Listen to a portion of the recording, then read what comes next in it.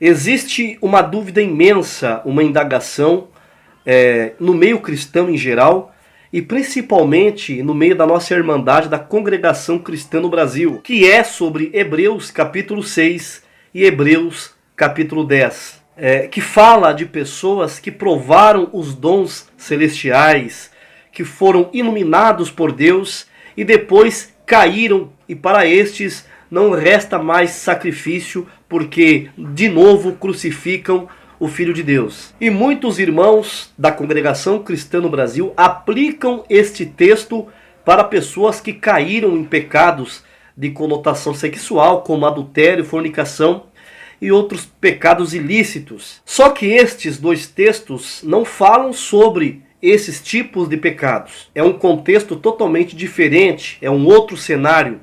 O livro de Hebreus foi escrito num cenário de hebreus que saíram do judaísmo e se converteram ao cristianismo. Mas vamos ler esses dois capítulos e os versículos em questão. Vamos ler aos Hebreus, do capítulo 6, do versículo 4 ao 9. Eu estou usando a Bíblia Nova Versão Internacional, tá?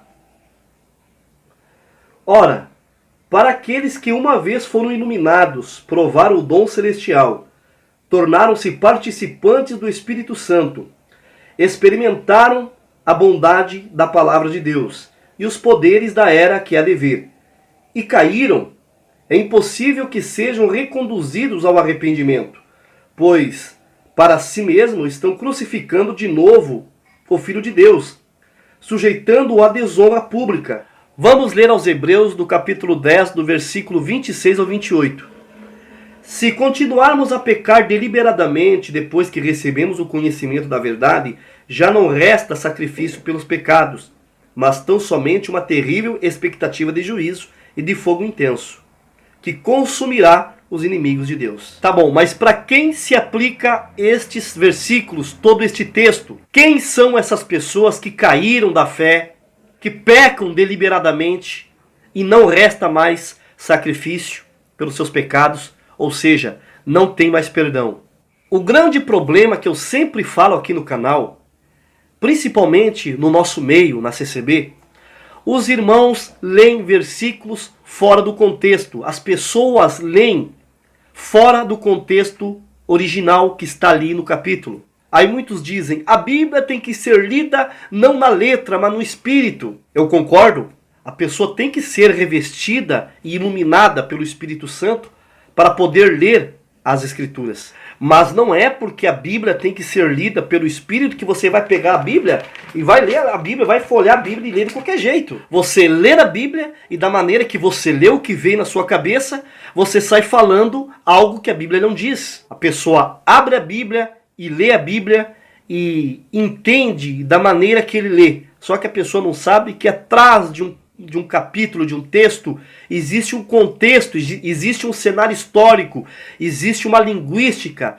Muitas vezes as palavras que é traduzido no português não dão aquele sentido original da palavra como foi escrita na língua grega, tá? E tem tudo isso aí por detrás. Esses versículos que eu acabei de ler de Hebreus capítulo 6 e Hebreus capítulo 10 é muito usado fora do contexto por muitos irmãos que condenam aquelas pessoas que caíram em pecado, como adultério, fornicação, os incriminando e dizendo que por estes versículos eles não têm mais perdão diante de Deus. Então muitos usam esses versículos injustamente fora do contexto, muitas vezes para abater e para acabar de matar uma pessoa na presença de Deus.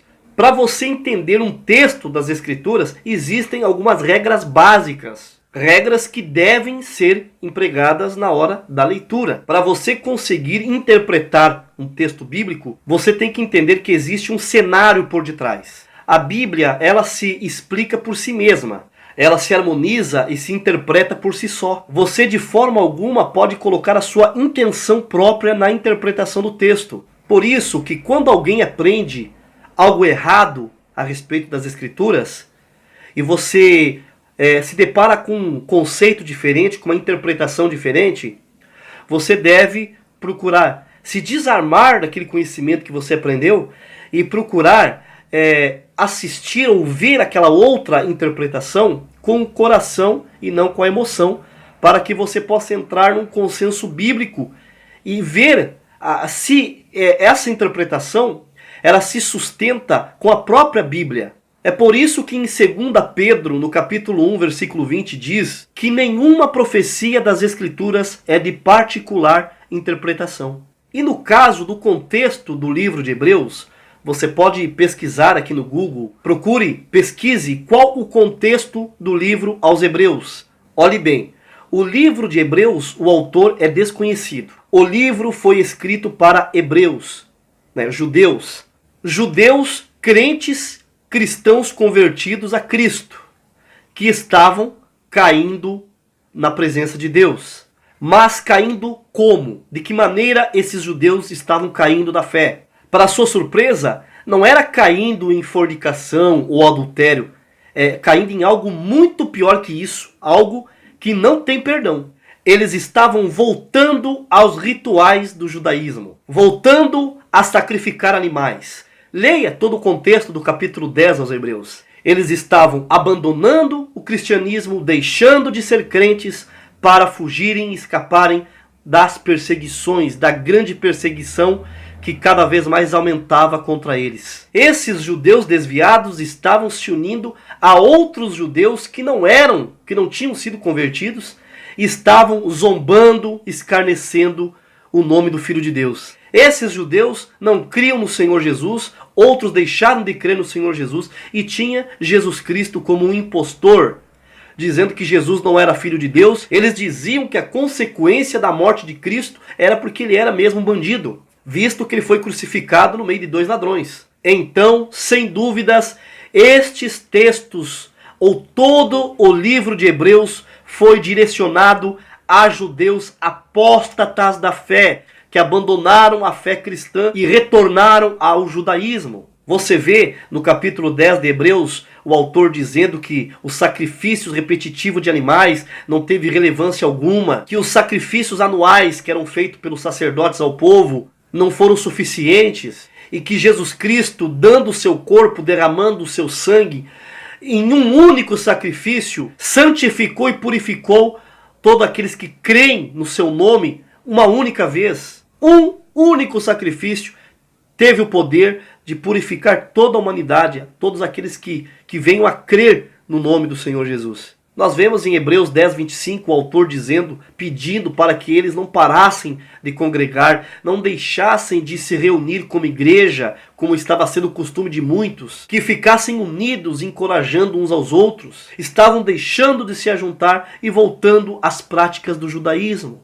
Na Bíblia que usamos na Congregação Cristã no Brasil, nos cultos oficiais, que é a Almeida Revista e Corrigida, no versículo 10, 26 diz: porque se pecarmos voluntariamente, depois de termos recebido o conhecimento da verdade, já não resta mais sacrifício pelos pecados. É por isso que eu digo, você quer conhecer o que diz as Escrituras? Então não fique só dentro da João Ferreira de Almeida Revista e Corrigida. Saia dessa tradução e vá pesquisar em outras. Tem pessoas que querem combater um assunto e ficam só na João Ferreira de Almeida. Vá em outras traduções, amplie a tua leitura bíblica em outras traduções, para que você, comparando uma tradução com a outra, você possa ter uma interpretação correta. O que é pecar voluntariamente? Em outra tradução diz: se continuarmos a pecar deliberadamente, ou se vivermos no pecado, não existe mais sacrifício pelos pecados. Mas qual é esse pecado? Você não entendeu até agora? Então presta atenção. É o pecado da apostasia. Porque os judeus renegaram o sacrifício de Jesus após eles terem sido iluminados pela graça, pela misericórdia, pelo novo concerto do Senhor. Eles provaram do dom celestial, como diz em Hebreus capítulo 6, verso 6. Recaíram e crucificaram de novo o Senhor Jesus. Porque esses judeus abandonaram o Senhor Jesus e voltaram para o judaísmo. Então o que o autor diz? Que não adiantaria mais eles voltarem às práticas judaicas, voltar a sacrificar animais. Porque já não havia mais sacrifício pelos pecados deles. Porque Jesus já tinha sido crucificado, já tinha feito o sacrifício e eles renegaram esse sacrifício. Eles desprezaram o ato salvífico do Senhor Jesus. E eles desprezando esse único e definitivo sacrifício de Cristo, eles estavam se apostatando da fé, voltando a fazer sacrifícios de animais nas práticas judaicas. Eles estavam pisando no sangue do Filho de Deus, desprezando o sacrifício, o sangue derramado na cruz, para voltar a derramar sangue de animais. Isso era um agravo, isso é um desrespeito ao sangue do Senhor e o sacrifício dele na cruz. Como diz aos Hebreus 10, 29, eles estavam profanando o sangue da aliança, insultando o Espírito da graça. Se você ler o capítulo 10 de Hebreus, do versículo 32 ao 39, você vai ver o apelo que o autor está fazendo aos judeus que ainda estavam firmes na fé, que esses judeus relembrassem o sofrimento, as tribulações, as perseguições. Após eles terem sido iluminados, tiveram seus bens roubados, os seus bens foram confiscados, e não fizeram conta disso, não fizeram questão, porque eles sabiam que as coisas aqui terrenas estavam sendo tiradas deles, mas eles teriam algo melhor, mais glorioso e permanente nos céus. O autor pede paciência para eles continuarem firmes na fé, não retrocedam, para que não voltem atrás, mas que eles continuassem a crer no sacrifício do Senhor Jesus para serem salvos. Esses versículos que lemos aos Hebreus não se aplicam a adultério, fornicação ou qualquer outro pecado sexual, até porque o contexto aqui é diferente. Fala sim em pecado, mas um pecado que eles estavam praticando deliberadamente, estavam vivendo num pecado que era, no contexto que lemos, abandonar o Senhor Jesus, a fé cristã, estavam desprezando o sacrifício do Senhor Jesus, voltando à religião antiga e assim se apostatando da fé. Eu espero que você tenha entendido para quem se aplica esses versículos, para quem é todo o contexto do livro aos Hebreus. Se você ainda não é inscrito aqui no canal, inscreva-se. Se você gostou do vídeo, deixe o teu like, o teu joinha. Ative o sininho das notificações para que você receba notificação de novos vídeos postados aqui no canal. Compartilhe nas redes sociais, no Facebook, no WhatsApp, Instagram e onde você achar melhor. Termino te saudando com a santa paz de Deus, mandando um ósculo santo da caridade dentro do teu coração. Deus te abençoe e um abraço fraterno em Cristo Jesus, o nosso Senhor.